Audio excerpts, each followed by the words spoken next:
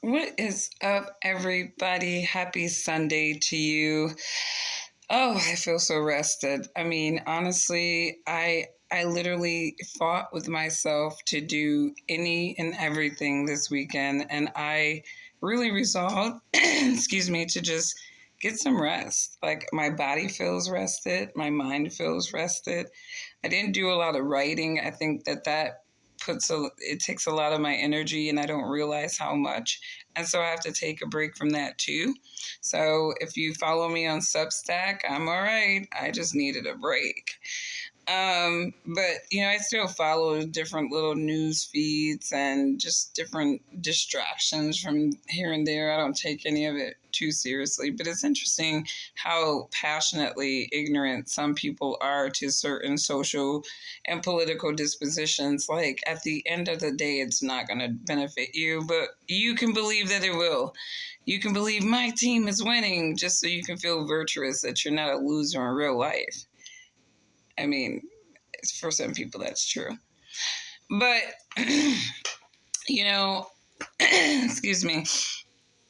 One of my allergies is going nuts. I think it's just the turn of the season in Michigan. Everything will start dying, and we really have four seasons here in Michigan. It's like, I mean, our winters and springs, they may not come on time, but we do have the four seasons. So I think in a couple of weeks, we're going to start seeing the beautiful green leaves on the trees turn into their fall colors. And it's beautiful. It's like my favorite season. It's very poetic. And then everything just dies into the winter and life slows down and it's not so vibrant. And it's just kind of that cycle here in the Midwest. It's very poetic to me. But anyways, off of that, there's been some really interesting conversations going on Twitter and on YouTube about, the fires in Maui. And first off, my heart goes out to those people. I mean, I'm looking at that devastation and it's something that a lot of us can't fathom, but it's just so close to us that we don't even realize it. Like when you're talking about economic groups and the rhetoric coming out of them saying you will own nothing and be happy, and you're talking about equity, and it's like, equity for who? Equity for who? And when you think about, what equity is starting to really mean, it's really meaning that transfer wealth from the bottom to the top. And so when you have Klaus Schwab, people like that representing the World Economic Forum telling regular people, you're not gonna own anything and you're gonna be happy about that. Most people who have any sense of just foundational senses of being and even just down to the American dream, that doesn't sit well for a lot of people. And I think you see these different attacks on American institutions and ways of life, and even down to our companies, our bricks and mortars. And it's so funny how bricks and mortars have been taken out of game by some of these big corporate structures, and now they're having to downside because there's just so many ways in which you can take a company out of the game. And so Walmart is like, well, we better up our online model because, we're having to close all these stores. And, you see it with Bed Bath and Beyond. I mean, I remember when I first moved out, Bed Bath and Beyond was like the place to be. I mean, you would have so many different, things that you could buy for your home to just kind of make it how you want it. And now it's just this struggling company and this stock that people just continue to play with. So it's sad, but it's just, I feel like it's the reality of kind of where everything is really going. We are going, more into this digital space where less and less there's going to be scenarios where people really interact. And I think there's pros to cons to that. I think that, people need other people. There's going to be needed that basic human touch to everything that we do in life. And so when that human touch is missing, it really does lend more people to be depressed, more people to sort of jump on certain bandwagons and movements to feel accepted, and we kind of see that playing out in various different ways.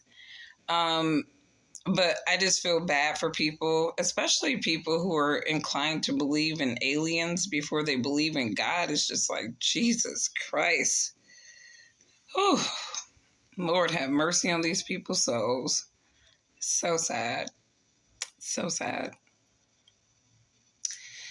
But anyways, I've been just really center focused on meeting quality people, for my business.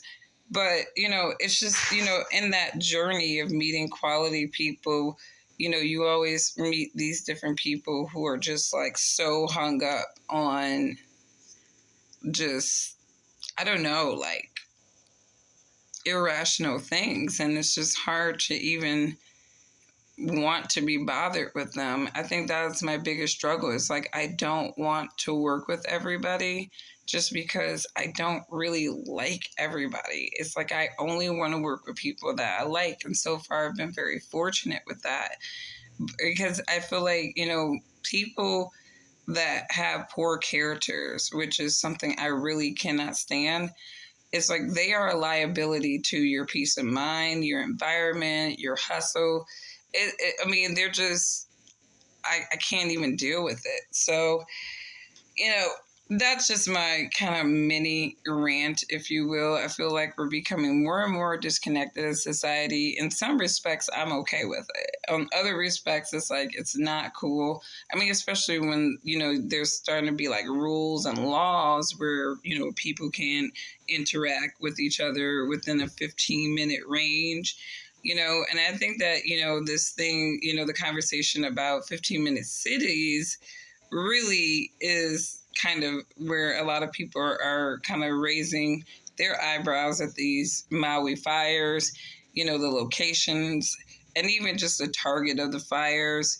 It just is so, it just is odd to me that, all those residential people, historical land, destroyed by this fire in a perfect circle around that one city. It seems like, somebody just drove around the city with like some gasoline and literally just trailed a fire to them or something. It just looked weird to me. Very, very odd. And, I think that people have a right to raise suspicion that, everybody, all those people got impacted, but the wealthy and their situation.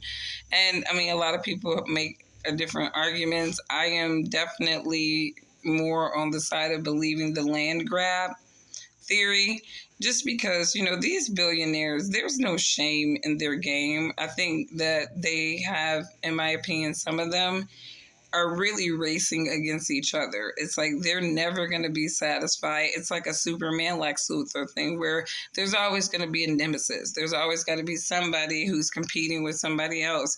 And as much as, less wealthier class people tend to compete with each other, keeping up with the Joneses, rich people do it too. And when rich people do it, it really just becomes a more dangerous game for regular people, because some of those people are willing to do anything to win. They're willing to do anything, to be above and more relevant than somebody else. And they don't care about the casualties. You look at some of these wealthy people, they barely know their kids. They don't really care about their kids. They put on a front their kids is really just a prop to their image, and then they grow up and they bring these screwed up kids into society with all kinds of privileges, but they're nevertheless broken too. So, but they get the privilege to do certain things that lead other people. So it's just a weird, I guess, world that we live in. I think censorship is getting more and more heightened.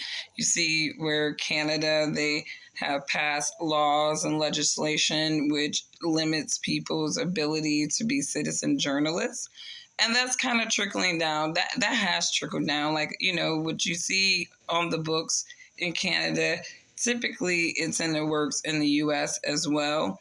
And so when you're talking about citizen journalists and delivering the news and making that a crime, that's just really a free speech move. Like, we're going to use this to, we got to keep everybody safe, even though the real threat to many people are the opinions of people being pushed out from the mainstream establishment who are really just psyops. Like, they're all just, operatives, right? They talk off of the same script because many of them can't really think independently about anything because they're not paid to. And their job is really less fact-based and more opinion-based, and they're just like, push out this narrative to people. And it just so happens that all these different people are pushing out and saying the same thing. So we already know what time it is. A lot of people are waking up to a lot of these psychological operations that have been repetitive, and we're just like, we're sick of it. I mean, I think the Great Awakening is really understanding what's been happening to you, happening to society, and really looking at the faces that are leading a lot of these things and questioning what is your intention. And I think it's the questioning of those, people where they're like, oh, it's a threat to us. It's a threat. It's like, okay, why is it a threat to call you out on the BS that you're doing to people, that you're intentionally dividing people and turning whole nations of people against each other on some recycled dumbass shit? That's exactly what is happening to America. It's like, if you're like, how do we go from being functional Americans to being hyper racist? That's just because that's part of that whole psychological operation to turn people against each other. And I appreciate the intelligent Black Americans who have decided not to hate their white brothers because this psyop is conditioning Black Americans to do so. And I also appreciate those brothers and sisters who choose not to let these narratives and these projections about what Black people should be and think impact, their ability and their mindset about succeeding. We know we have some obstacles because we have people who are invested in our marginalized thinking, because intelligent Black people are a threat. So I hope everybody have a wonderful weekend or Sunday and work week. This is my little sister calling me, so I'll talk to you guys later. Bye.